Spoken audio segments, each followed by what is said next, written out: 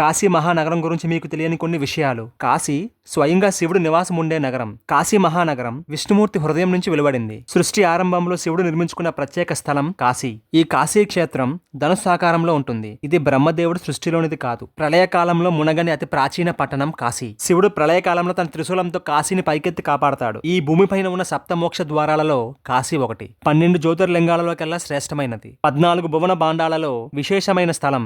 ఎన్నో జన్మల పుణ్యఫలం ఉంటే తప్ప కాశీ క్షేత్ర పాలకుడైన కాలభైరవుడు జీవుడిని కాశీనగరంలోకి అనుమతించడు. కాశీలో మరణించిన వారికి యమబాధ పునర్జన్మ ఉండదు. కాశీ నగరంలోనికి ప్రవేశించిన జీవుని యొక్క చిట్ట చిత్రగుప్తుని వద్ద నుంచి మాయమై కాలభైరవుని వద్దకు చేరుతుంది. అప్పుడు దిండి గణపతి కాలభైరవుడు పరిశీలించి యమయాతన కంటే 32 రెట్లు అధిక శిక్షలు విధించి మరుజన్మ లేకుండా చేస్తారు. కాబట్టి కాశీలో కాలభైరవ దర్శనం తర్వాత పూజారులు వీపుపైన కర్రతో కొట్టి స్వామిని దర్శించిన వారు కాశీ దాటి వెళ్లిపోయినా సరే వారి పాపాలు తిరిగి అంటుకోకుండా రక్షణ కోసం నల్లని కాశీదారం కడతారు. కాశీవాసం చేసే వారికి సమస్త యాగాలు తపస్సులు చేసిన పుణ్యంతో పాటు అన్ని చక్రాలు ఉత్తేజితమవుతాయి. కాశీలో మరణించిన ప్రతి జీవుడికి శివుడు దర్శనమిచ్చి వాడి కుడి చెవులో తారక మంత్రాన్ని పలికి మోక్షాన్ని ప్రసాదిస్తాడు. అందుకే కాశ్యాంతు మరణాన్ని ముక్తి అని శాస్త్రవచనం. అందుకే చాలా మంది వారి చివరి జీవితాన్ని కాశీలో గడుపుతారు. మరణించిన వారి అస్థికుడు కాశీ గంగలో కలిపితే గతించిన వారు మళ్లీ కాశీలో జన్మించి స్వయంగా విశ్వనాథుని చేత ఉద్ధరింపబడతారు. కాశీలోని గంగమ్మ కాశీ ఘాట్లను వదిలి దూరంగా ఎప్పుడూ జరగలేదు. కాశీలో గంగా స్నానం, బిందుమాధవ దర్శనం, అనంతరం డిండి వినాయకుడు,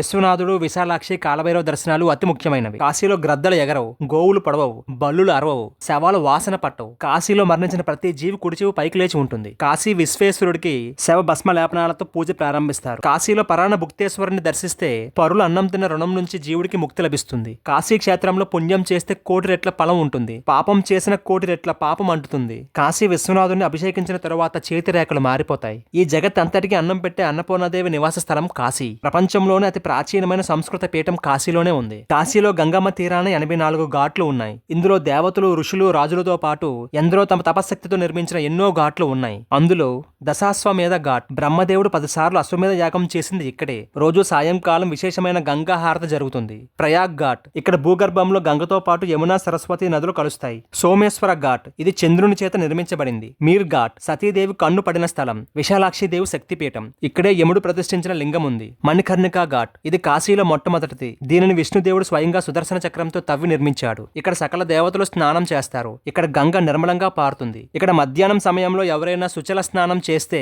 వారికి జన్మ జన్మల పాపాలు తొలగిపోతాయి. ఆ జీవుకి ఎంత పుణ్యం ప్రాప్తిస్తుందో చతుర్ముఖ బ్రహ్మదేవుడు కూడా వర్ణించలేడట. తులసి ఘాట్ తులసీదాస్ సాధన చేసి రామచరితమానస్ లిఖించమని శివుడు ఆదేశం పొందిన ప్రదేశం. హనుమాన్ ఘాట్ ఇక్కడ జరిగే రామకథ వినడానికి హనుమంతుడు వస్తూ ఉంటాడు. ఇక్కడే సూర్యుడు తపస్సు చేసి అనేక శక్తులు పొందిన లోలార్క కుండం ఉంది. శ్రీ వల్లభాచార్యులు జన్మించింది కూడా ఇక్కడే. హరిశ్చంద్ర ఘాట్ సర్వం పోగొట్టుకున్న హరిశ్చంద్రుడు ఇక్కడ శవదహన కూలీగా చేసి దైవ పరీక్షలో నెగ్గి తన రాజ్యాన్ని పొందాడు. నేటికి ఇక్కడ నిత్యం చితి కాలుతూ ఉంటుంది. కాశీలోని గంగానది పరివాహంలో అనేక ఘాట్ల దగ్గర ఉద్భవించిన తీర్థాలు కలిసి ఉంటాయి. పూర్వం కాశీలో దేవతలు, ఋషులు, రాజులు నిర్మించిన అనేక మందిరాలు, కట్టడాలు, వనాలు మధ్య విశ్వనాథుని మందిరం ఎంతో వైభవోపేతంగా వెలిగింది. కానీ మహమ్మదీయ దండయాత్రికులు కాశీని లక్ష్యంగా చేసుకుని దాడులు చేసి ధ్వంసం చేసిన తర్వాత కాశీని మనం చూస్తున్నాం. విశ్వనాథ, బిందు మాధవ్తో పాటు అనేక మందిరాలను కూల్చి మసీదులు కట్టారు. నేటికి విశ్వనాథ మందిరంలోని నంది మసీదు వైపు గల కూల్చబడ్డ మందిరం వైపు చూస్తుంది. అక్కడే శివుడు త్రిశూలంతో తవ్విన జ్ఞానవాపి తీర్థబావి ఉంది. ఈ రోజు మనం దర్శించే విశ్వనాథ మందిరం